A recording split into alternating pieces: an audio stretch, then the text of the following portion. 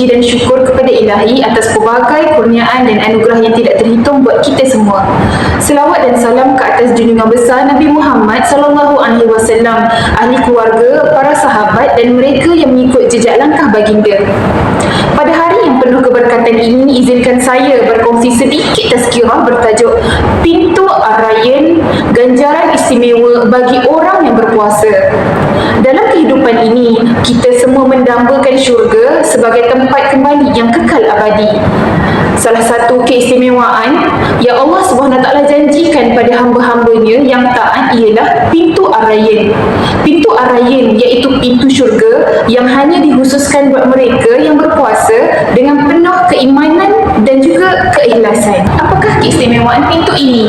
Siapakah yang layak melaluinya? Marilah kita sama-sama menghayati keutamaan puasa dan ganjaran luar biasa yang Allah sediakan buat hambanya yang bersabar dalam ibadah ini.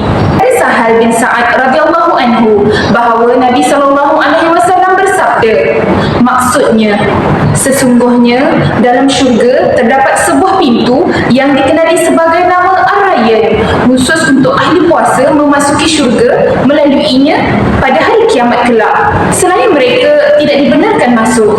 Riwayat Bukhari dan juga Muslim. Hanya mereka yang istiqamah dalam berpuasa akan diberi keistimewaan memasuki pintu ini. Hadirin dan rahmati Allah sekalian, kita masuk kepada syarat dan adab puasa yang diterima oleh Allah Subhanahu Wa Taala. Ada 4 step yang perlu kita ikut supaya Allah izinkan kita masuk ke syurga melalui pintu Ar-Rayyan. Step yang pertama, kita kena luruskan niat kita. Puasa lillahi ta'ala, bukan sebab lain. Yang kedua, kita perlulah mengelakkan diri daripada melakukan perkara-perkara yang boleh membatalkan puasa. Ada banyak antaranya makan dan minum dengan sengaja dan lain-lain.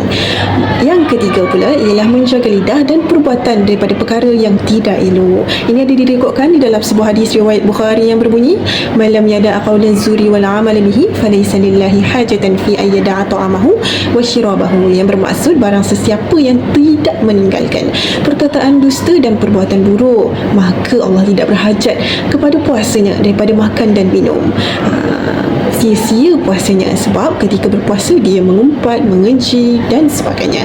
Yang keempat ialah memperbanyakkan amalan, terutamanya membaca Al-Quran. Ada direkodkan di dalam sebuah kitab Siyar A'lamin Nubala, di mana dalam kitab tersebut menyatakan bahawa Imam Syafi'i rahimahullah telah berjaya menghatamkan Al-Quran sebanyak 60 kali dalam bulan puasa di luar bacaan solatnya. Dan dirahmati Allah sekalian, jadi anak-anak, ibu-ibu dan bapa-bapa, apa kata di kesempatan bulan Ramadan ini, kita grab peluang yang ada dengan sisa usia yang ada.